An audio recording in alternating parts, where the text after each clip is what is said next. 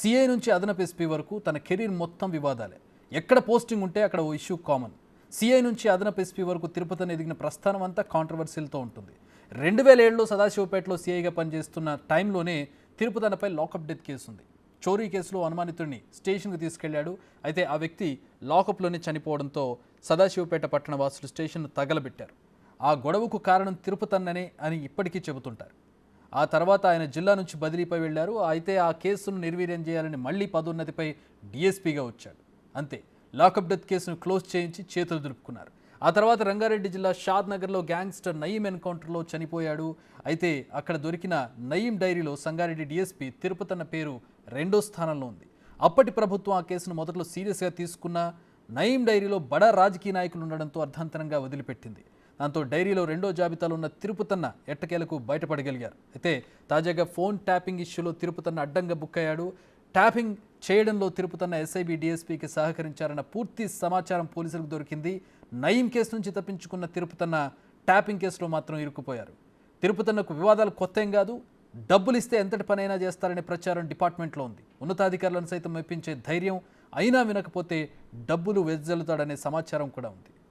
Right, Tirupathanna వ్యవహారానికి సంబంధించి case అప్డేట్కి సంబంధించి మా associate input editor Nagesh join అవుతూ ఉన్నారు.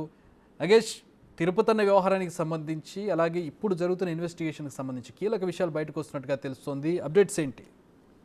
ఎందుకంటే ఫోన్ ట్యాపింగ్ వ్యవహారం అనేది తెలంగాణలో రాష్ట్రంలోనే కీలకమైన వ్యవహారం. ఎందుకంటే ఎస్ఐబిలో ఉన్న కీలకమైన డిఎస్పీ ప్రణీత్ రావు ప్రభాకర్ రావు ఆదేశాల మేరకు ట్యాపింగ్ చేయడం అంటే ఆషామాషి వ్యవహారం కాదు. అది గతంలోనే మనం చెప్పుకున్నాం. కేంద్ర హోంశాఖ సంబంధించిన ఆదేశాలు ఉంటేనే ఫోన్ ట్యాపింగ్ చేయాలి. కానీ ఇవన్నీ ఏమీ పట్టించుకొని రాష్ట్ర ప్రభుత్వం కొంతమంది అధికారులని ప్రతిపక్ష నేతల ఇండ్ల చుట్టూ దగ్గరలో కొన్ని వెహికల్స్ పెట్టి ట్యాపింగ్ చేసినట్టుగా వాళ్ళకు పూర్తి ఇన్పుట్స్ అందాయి. ఈ క్రమంలోనే ప్రభాకర్ రావు కావచ్చు, ప్రణీత్ రావు, తిరుపతన్న, రాధాకిషన్ రావు, భుజంగరావు వీళ్ళందరూ కూడా ఒక టీమ్గా ఏర్పడి అధికారం తమ చేతుల్లో ఉందని చెప్పి ట్యాపింగ్ పాల్పడ్డారు. ఇక తిరుపతన్న విషయానికి వస్తే ఎస్ఐ స్థాయి నుంచి అడిషనల్ ఎస్పీ వరకు కూడా వివాదాలే. తను కనిపించడమే ఒక భయానకంగా అనిపిస్తాడు. ఇట్లా మీసాలుండి ఎదుటి వ్యక్తి ఎవరైనా వస్తే తమను చంపేస్తాడన్న రీతిలో తిరుపతన్న ఉంటాడు. మొదట ఎస్ఐగా వివిధ పోలీస్ స్టేషన్లో జిల్లాలో పనిచేశాడు.